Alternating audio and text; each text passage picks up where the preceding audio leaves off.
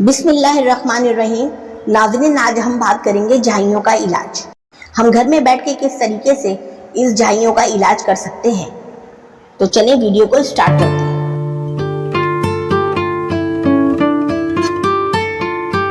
Number 1, हल्दी का paste. हल्दी पाउडर को नींबू के रस या पानी में मिलाकर मुतासरा जगह पर लगाएं।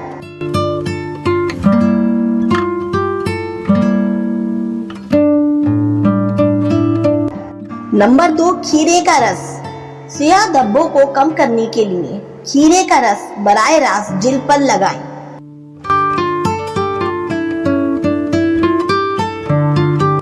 नंबर 3, नींबू का रस। जिल्द को हल्का करने के लिए नींबू का रस बराह रास्त जिल्द पर लगाएं।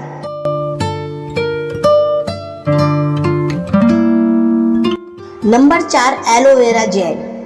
जिल्द को नर्म और हल्का करने के लिए एलोवेरा जेल लगाएं। 5, बेरी का रस जैसे रसभरी या स्ट्रॉबेरी का मुतासरा जगह पर लगाएं।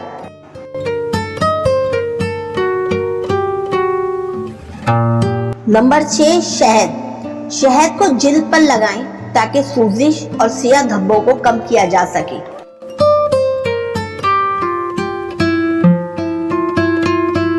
नंबर 7 पे दही। सियाह धब्बों को कम करने और जिल्द को नरम करने के लिए जिल्द पर दही लगाएं। नंबर 8, चने का आटा।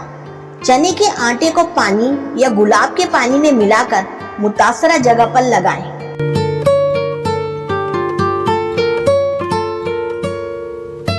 नंबर 9, संदल की लकड़ी का पेस्ट।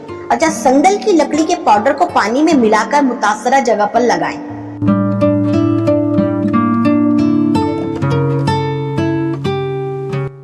नंबर 10, नारियल का तेल। सूजिश और सियाह धब्बों को कम करने के लिए जिल्द पर नारियल का तेल लगाएं।